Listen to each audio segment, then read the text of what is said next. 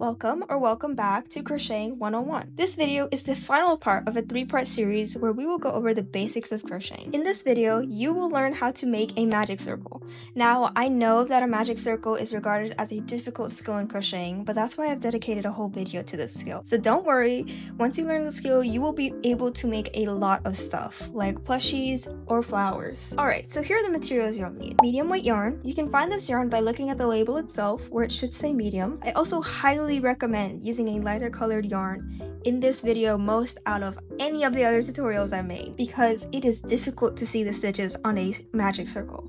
So please use a light colored yarn and a 5mm hook. I would recommend getting a hook that has an ergonomics handle like this because it makes it easier to grip the hook, especially as a beginner. If you find that you like a hook without the ergonomics handle, then you should use that. Everyone has their own preferences. I will also be using a 3.5mm hook instead of a 5mm hook because I find it easier to crochet that way, but I highly recommend using a 5mm hook if you are a true beginner. You can also use stitch markers when crocheting a magic circle. I'm not going to use them, but it doesn't make it easier to find where to end off a round. Okay, so let's get on with making our magic circle. So unlike any other stitch, a magic circle does not start off with a traditional slip knot. If you're confused about what a slip knot is, go watch the part 1 of this series. But in order to start a magic circle, we must actually make a circle. Sounds redundant, but let me demonstrate. So to start a magic circle, take your yarn and hold it between your pointer finger and your thumb, like so. Then what you're going to do is you're going to put your pointer and your middle finger together like this,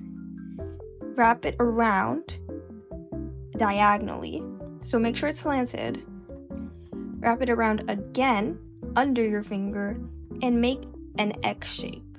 Make sure the first part that you crossed over is underneath this other yarn that you just put over. So you're gonna make a little X shape. So once you have this X shape, you're gonna grab your hook, put it underneath this lower yarn we have over here, and grab onto this upper yarn we have and pull it through.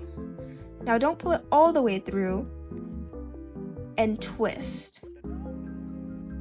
So now there's a full rotation on this yarn. Next, what we're gonna do is we're gonna go under this upper yarn we have and pull through like we're making a chain. And there's your magic circle. I'm gonna do that one more time because I know it's really confusing. So you can undo the knot easily. Again, I'm gonna grab it with my pointer and my thumb, wrap it around your pointer and your middle, bring it over that lower yarn you have, making an X shape. Grab your hook, put it under the lower yarn and over the upper yarn, pull it through, twist, go under that upper yarn, pull that upper yarn through the little loop you just made, and then there's your magic circle. Again, just like a normal slip knot, you can adjust the length of this hook. I would just be careful with not undoing it on accident. So don't do that. Don't undo the knot on accident because it's very much possible. Now you can see why it's a circle because you made it a circle. I don't know how to explain that. Alright, so now that you have your magic circle, we have to actually put stitches into this magic circle. So to do that, hold your circle pretty tightly and your working yarn. And what you're going to do is you're going to go inside of this circle. So over here in this space where my thumb is, you're going to go in there, hold it, take your working yarn, wrap it around, and pull through the 2 loops. So I just made single crochets there, and almost all patterns start off with 6 single crochets, so that's what I'm going to do here.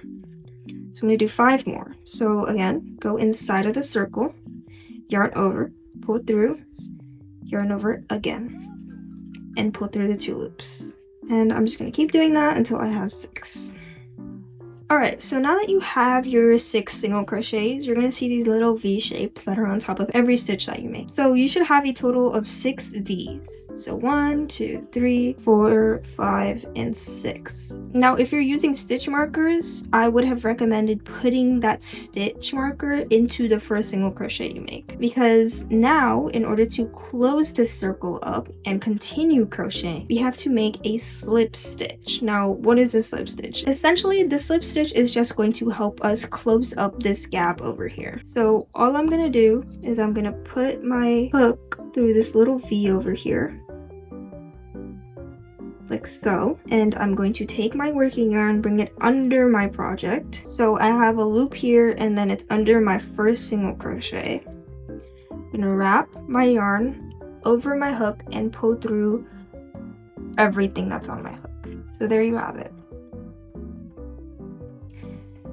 And then this extra part that you have over here, just pull this dangling yarn and tighten your loop.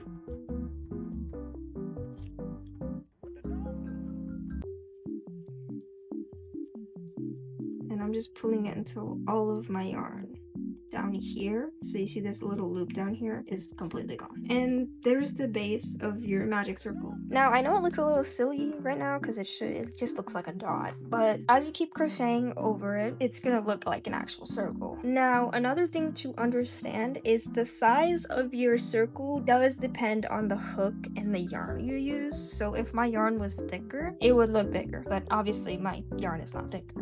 Alright, so there you have it. We have covered the infamous magic circle. Now if you still feel unsure about your skills, you can either watch the video again or practice doing a magic circle with a pattern. I will link a few simple flower patterns made by other crocheters in the description below, so you can practice with it. I also recommend watching the other videos in the series to learn the other stitches if you just feel like you aren't ready for a magic circle yet, or if you don't know how to do a single crochet. Anyways, thank you so much for watching. If you have any other stitches you want to see me do or make a tutorial on, let me know in the comments, and happy practicing!